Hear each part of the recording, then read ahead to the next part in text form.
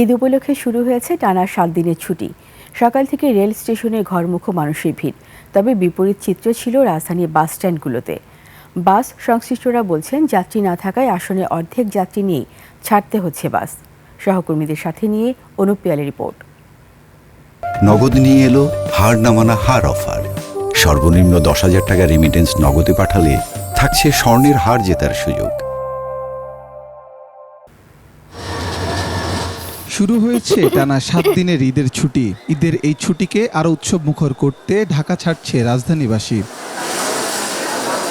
ছুটির প্রথম দিনে কমলাপুর রেল স্টেশনে ছিল যাত্রীদের ভিড়। সময়মতো ছাড়ছে ট্রেন।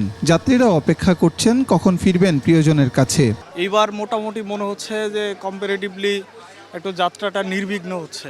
গেটের যে চেকিংটা হয়েছে এটা খুব ভালো লাগছে। অন্য বছর যে যার টিকিট আছে হেও আসতে পারে, যার নাই হেও আসতে পারে। এবার যার টিকিট আছে তারাই ঢুকতে পারছে। শুধু বাসায় যাব, আত্মীয় স্বজন সব ফ্যামিলি সবাই সাথে একসাথে ঈদ পালন করব, অবশ্যই ভালো লাগবে। কমলাপুরে ঘরমুখো মানুষের ভিড় থাকলেও বিপরীত চিত্র দেখা গেছে রাজধানীর বাস টার্মিনালগুলোতে।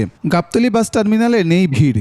এবার অন্য আরও 2-4-5 বছর ঈদের আগে আমরা দেখছি যে পরিমাণে যাত্রী, তার চাইতে আমরা মিনিমাম 70% যাত্রী কম পাইতেছি। গাড়ি আছে, কত যাত্রী আসলে সিট পাবে, রানিংয়ের সিট আছে, মেলা সিট, প্রতি পরিবহনের সিট ফাঁকা।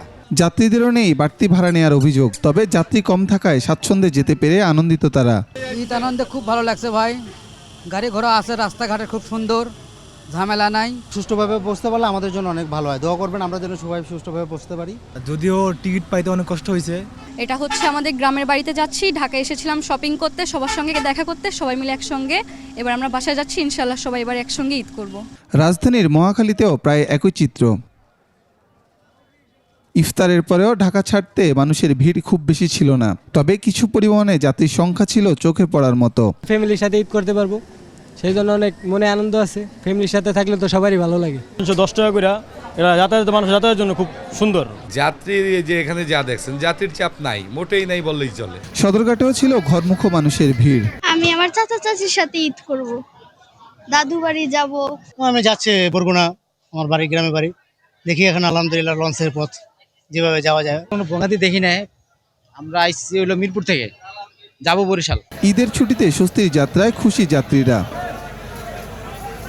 অনুপ পিয়াল, 21 টেলিভিশন, ঢাকা।